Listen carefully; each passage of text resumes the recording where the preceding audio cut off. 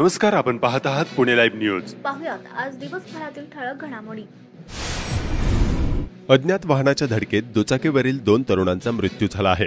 हा अपघात दुपारी 1:15च्या सुमारास चाकण तळेगाव रस्त्यावर घडला.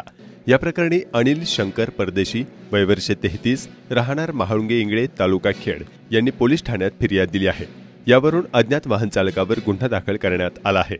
गणेश रामसिंग परदेशी, वय वर्ष 27, रिंकू शारदा सिंग, वय वर्ष 20, दोघेही राहणार महाळुंगे इंगळे, तालुका खेड, मूळ राहणार जळगाव अशी अपघातात मरण पावलेल्या तरुणांची नावे आहेत. गणेश हा त्याचा मित्र रिंकू यासह दुचाकीवरून चाकण तळेगाव रोडवरून जात होता.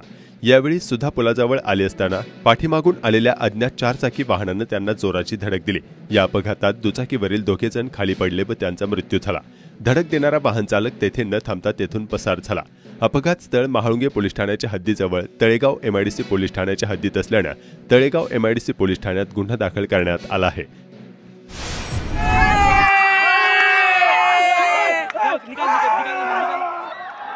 चाकणजवळील कडाचीवाडी, तालुका खेड या ठिकाणी सोमवारी दिनांक 22 जानेवारी 2024 रोजी सकाळी ऊसाच्या शेतात बिबट्या दिसून आल्यानं एकच खळबळ उडाली होती. मागील 8 ते 10 दिवसांपासून याच भागात बिबट्या आढळून आल्याचं स्थानिकांनी वन विभागाला कळवलं होतं. वन विभागाने तातडीने या भागात पिंजरा लावला आहे. भरदिवसा या भागात बिबट्या दिसल्यानंतर तातडीने याबाबत वन विभागाला माहिती देण्यात आली. चाकण वन विभागाच्या अधिकाऱ्यांनी पोलीस आणि रेस्क्यू टीमच्या सदस्यांसह घटनास्थळी पाहणी केली. तातडीने या भागात पिंजरा लावण्यात आला आहे. ऊसाच्या शेतीमुळे काही दिवसांपासून याच भागात बिबट्या लपून बसला होता. कडाचीवाडी गावात सोमवारी सकाळी बिबट्या एका शेतातून दुसऱ्या शेतात जाऊन बसला आहे. आता या शेतातील ऊस तोडणी दरम्यान तो दिसण्याची शक्यता आहे. दरम्यान मागील काही दिवसातील चाकण एमआयडीसी आणि शहर व लगतच्या ग्रामीण भागात बिबट्या सातत्याने दिसून येत आहे. चाकण आणि पूर्व भागातील शेलपिंपळगाव आणि लगतच्या सर्व गावांच्या परिसरातील नागरिकांनी दक्षता घेण्याचं आवाहन वन विभागाने केलं आहे. वन विभाग आणि रेस्क्यू टीमने याबाबत काय सांगितलंय पाहूया. वन खात्याला विनंती आहे की आतापर्यंत आवाज होता बिबट्या आहे, पण आतापर्यंत त्याच्या खात्री झालेली आहे. एखाद्या माणसाची हानी होण्यापेक्षा, जीव जाण्यापेक्षा वेळेत पिंजरा लावून काय नियोजन करायचं ते लवकरात लवकर करून घ्या अशी विनंती आहे ग्रामस्थांच्या वतीने. कडाचीवाडी परिसरामध्ये गेले 10 ते 15 दिवसापासून बिबट्या दिसत आहे असं ग्रामस्थ मोठ्या संख्येने सांगत होते. स्थानिक rescue team member Vikrant Chaudhary यांच्या मार्गदर्शनाखाली, त्याचबरोबर वन विभाग चाकण यांच्या नियोजनाखाली आज कड यांच्या शेतामध्ये बिबट्या आहे असं लोकांनी सांगितले असता सर्वजण त्या ठिकाणी पोहोचला असता त्या क्षेत्रामध्ये ऊस तोडणी करत असताना मशीनद्वारे जो आवाज होत होता त्या आवाजानं त्या बिबट्यानं तिथून जागा सोडलेली आहे. तरीही वन विभागानं जाणीवपूर्वक सगळ्या परिसराची पाहणी केली. लोकांना आवाहन केलेलं आहे की कृपया लहान मुलं असतील किंवा आपली पाळीव जनावरं असतील ही संध्याकाळच्या वेळेस बांधून ठेवा, मुलांना आतमध्ये घरामध्ये बसवा. या 2 गोष्टींची खबरदारी घेण्याचं आवाहन करण्यात आलेलं आहे. चाकण वन विभागाचे कर्तव्यदक्ष वन परिक्षेत्र अधिकारी संतोषजी कंकसाहेब यांच्या मार्गदर्शनाखाली सदर रेस्क्यू ऑपरेशन करत असताना बिबट्या निघून गेल्यानंतर खरं तर जी चर्चा होती की बिबट्याची पिलंही दिसत आहेत, पण समक्ष प्रत्यक्षदर्शनी सगळ्या गोष्टी पाहिल्या असता बिबट्याची पिल्लं काही निदर्शनास आलेली नाही आहेत. तरीही लोकांना पुन्हा एकदा आवाहन करण्यात येत आहे वन विभागातर्फे की आपण थोडं घाबरून जाऊ नका. सुरक्षिततेच्या काही गोष्टी सांगितलेल्या आहेत, त्या गोष्टींचा आपण अंमलबजावणी करा. नक्कीच या सगळ्या गोष्टींचा आपल्याला फायदा होईल. खेड तालुक्यातील चिंचोशी येथील माळी दरगुडे वस्तीवरील रात्री बिबट्याने घरासमोरून पाळीव कुत्रे नेले. दरगुडे वस्तीवर दिवसाआड बिबट्या दिसून येत असल्याने भीतीचं वातावरण पसरलं आहे.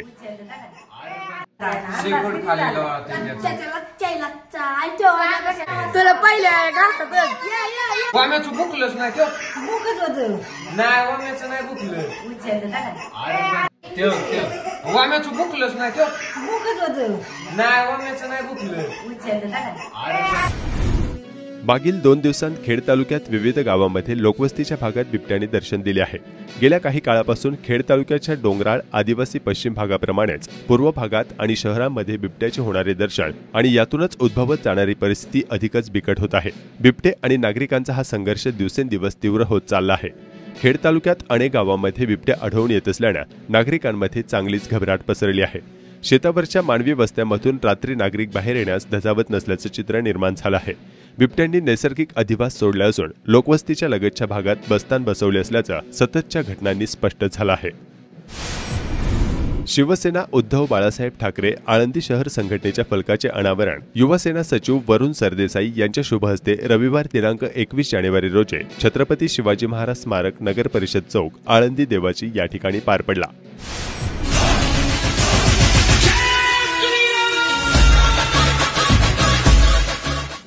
अयोध्या येथील भव्य मंदिरात प्रभू श्रीरामांच्या प्राणप्रतिष्ठाच्या निमित्तानं संपूर्ण खेड तालुक्यात उत्साही वातावरण पाहायला मिळाले।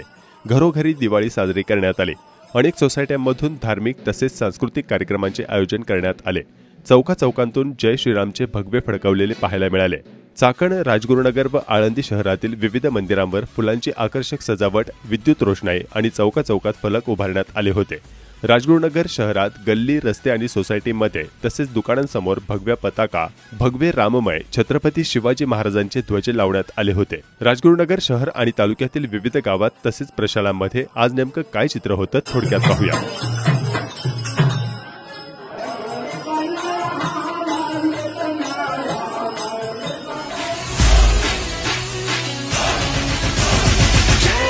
गली गली अवध सजाएंगे, आज पग पग पलक।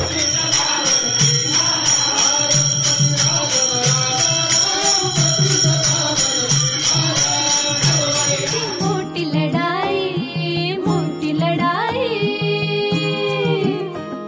सिया राम जय जय राम, राम सिया राम।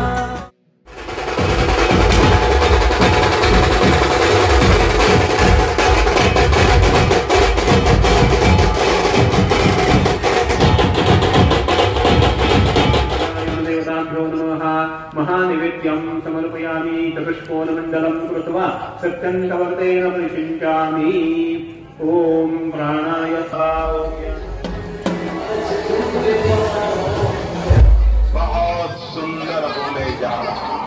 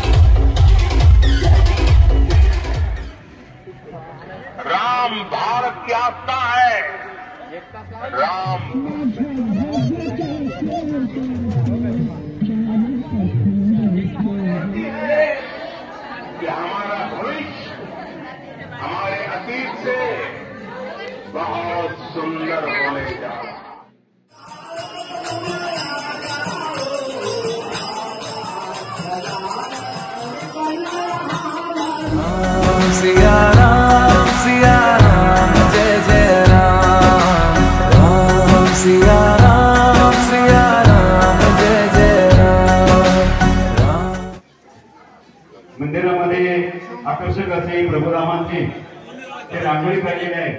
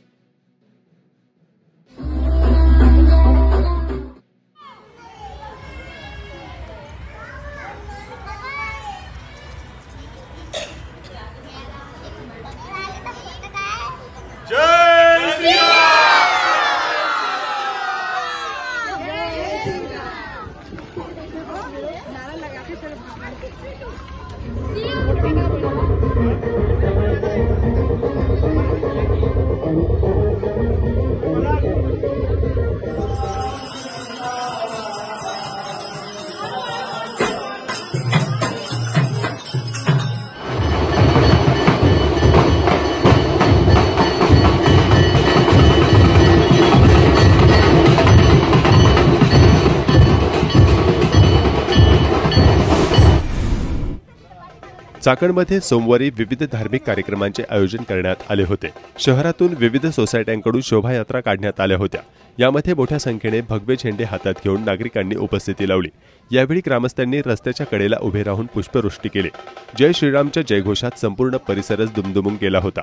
येथील महात्मा फुले चौकात स्वर्गीय आमदार सुरेशभाऊ गोरे प्रतिष्ठान यांच्या वतीनं शोभायात्रेतील नागरिकांना आणि चाकणकरांना लाडबांचे वाटप करण्यात आले.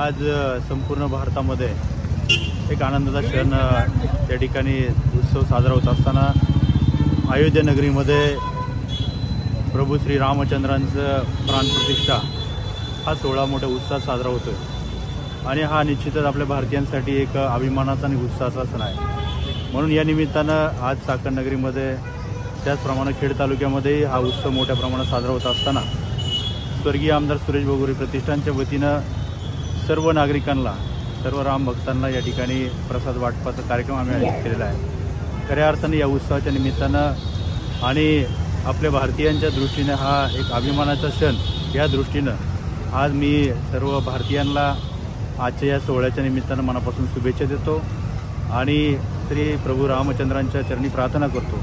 सर्वांना सुखाचं, आनंदाचं आणि आरोग्याचं आयुष्य निर्माण करो, सर्वांना एक चांगल्या प्रकारचं जीवन निर्माण हो अशा प्रकारची प्रार्थना या निमित्तानं करतो. जय श्रीराम. मराठा आरक्षणाच्या मागणीसाठी मनोज जरांगे पाटील यांच्या नेतृत्वाखालील पदयात्रा बुधवारी दिनांक 24 जानेवारी रोजी पिंपरी चिंचवड शहरात येत आहे. या भागात आल्यानंतर या पदयात्रेमध्ये मोठ्या संख्येने खेड तालुक्यातील नागरिक आणि वाहनांचा सहभाग वाढणार आहे.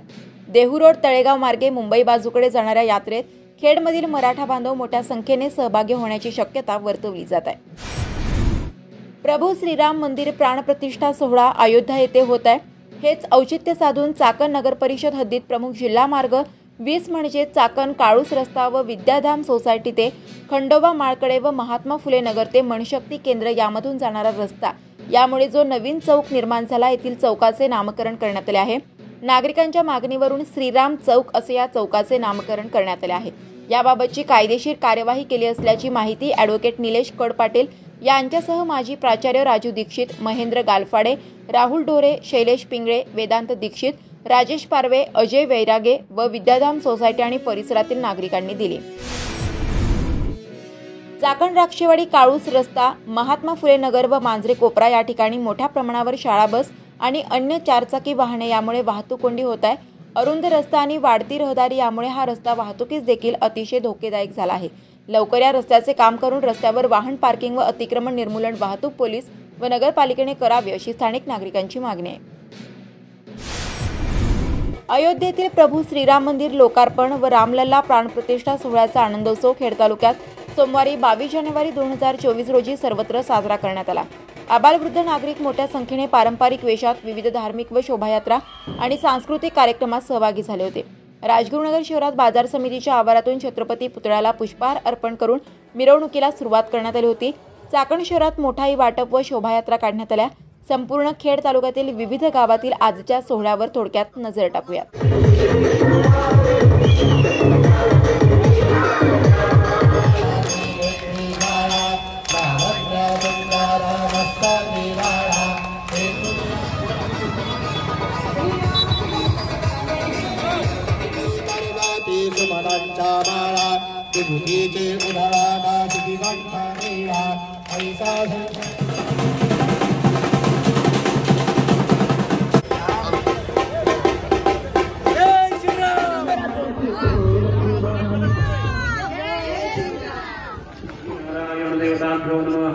महानिवेद्यं समर्पयामि तपुष्पोनमण्डलं कृत्वा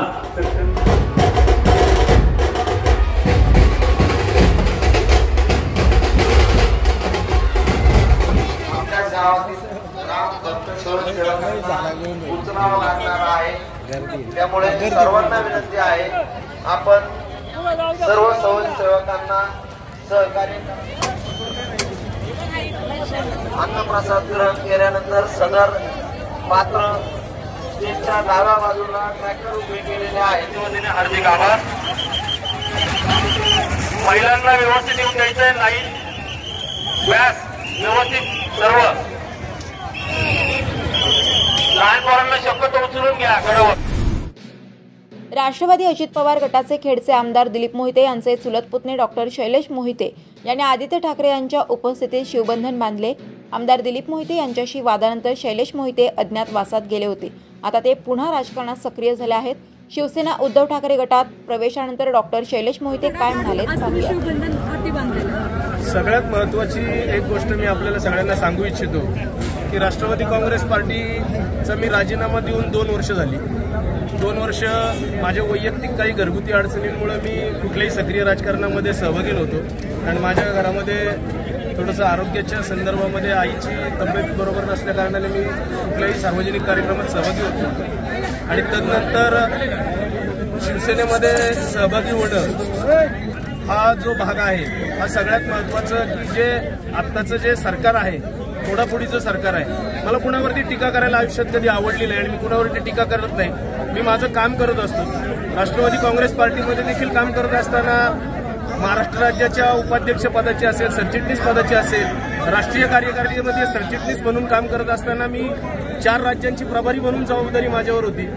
ते ज्या पद्धतीने मी काम निष्ठेने संघटनेचं करत होतो तेच काम मला शिवसेनेमध्ये एक संघटना म्हणून करायची इच्छा आहे आणि शिवसेना हा संघटनात्मक पक्ष आहे। कुणी शिवसेनेबद्दल काहीही टीका जरी केली तरी शिवसेना हा संघटनेच्या माध्यमातून चालणारा पक्ष आहे आणि त्या संदर्भामध्ये मग आमचे अमोलजी असतील, अशोकराव असतील, रामदास आबा असतील, शिवाजीराव असतील, संजू शेठ असतील, आमचे ह्या सगळ्या मंडळींनी तालुक्यातल्या आग्रह केला की आपण सेनेचं संघटन तालुक्यामध्ये आणि महाराष्ट्र राज्यामध्ये वाढवायला पाहिजे।